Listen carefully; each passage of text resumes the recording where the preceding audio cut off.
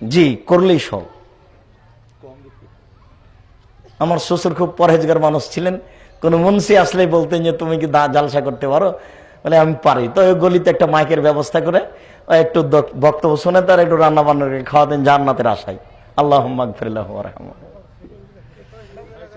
তো ঠিক এরকমই ব্যাপার। আমি যেভাবে বুঝেছি দিন প্রচার করতে হবে এভাবে, তবে এইভাবে দিন প্রচার করা ইসলাম ধ্বংসের একটা বড় মাধ্যম।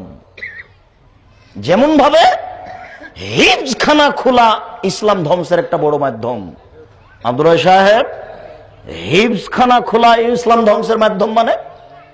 জি, কোরআন মাজিদ মুখস্থ করতে হবে, এটা ঠিক, কিন্তু শুধু কোরআন মাজিদ মুখস্থ করাটাই বিদ্যা, এটা কে বলল? আমি ছিলাম ব্যারিস্টার, বহু পয়সা ইনকাম করেছি, এখন আমি রিটায়ার্ড। আমার বাপ মায়ের নামে একটা হিফজখানা খুললাম, একজন হাফেজ, 20 জন ছাত্র।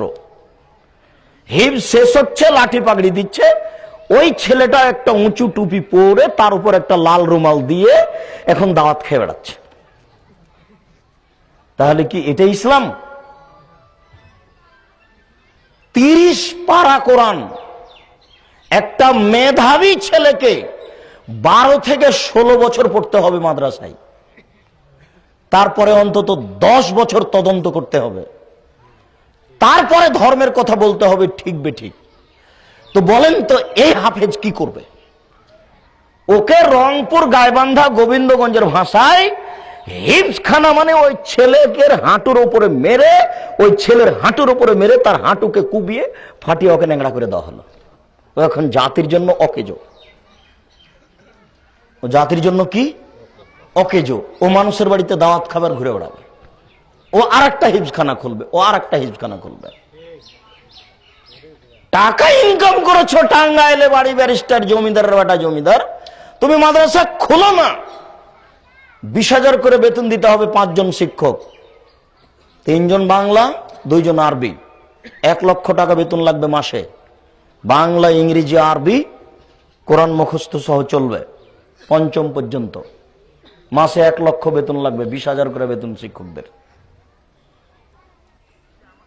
তারা 10ম শ্রেণী পর্যন্ত পড়বে, 10 পারা কোরআন মুখস্থ করবে, তারা আরবি জানবে, ইংরেজি জানবে, বাংলা জানবে, জাতির সামনে দরখাস্ত পেশ করতে পারবে, বক্তব্য দিতে পারবে, কোর্ট কাচারিতে উপস্থিত হতে পারবে, জেল চলি 5 পয়সা দাম দেবে না। এর নাম ছিল বিদ্যে। এটা চলে গেছে হিফজখানাতে। আমার কথাটা যদি চট করে আপনি জাতির সামনে পেশ করেন যে আব্দুর রাজ্জাক সাহেব বলেছেন হিফজখানা ইসলাম ধ্বংসের মাধ্যম, তাহলে তো খেপে উঠবে। এলে বলে কি? দেখুন, আপনি বলেন যে এই ছেলেটাকে হিফজ করে ছেড়ে দিলেন, ও কি করবে জাতির? ও জাতির কি করতে পারে? ও কোরআনের কি বুঝবে? অতএব এই স্কুল কলেজ যেগুলো দেখতে পাচ্ছেন, এগুলো হচ্ছে রবার্ট ক্লাইভের পরিকল্পনার এনজিও, যার জন্য এরা স্কুল থেকে বের হলে এদের নাম হয় মিস্টার।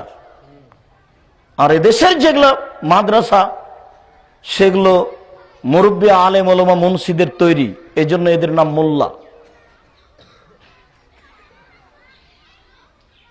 তাহলে এসব স্কুল থেকে বের হবে, এরা তো রবার্ট ক্লাইভের পরিকল্পনায় পড়ে, এরা তো ধর্মকে ঘৃণা করবে এক পর্যায়ে। হিফজখানাতে যারা কোরআন মুখস্থ করলো, ও তো ধর্মের কিছুই জানে না। আর যারা বক্তৃতা করে বেড়াচ্ছে, তার তো শতকরা 95 জনই মিথ্যুক। তো ধর্ম প্রচার করবে কে? ওইদিকে উনি জুমার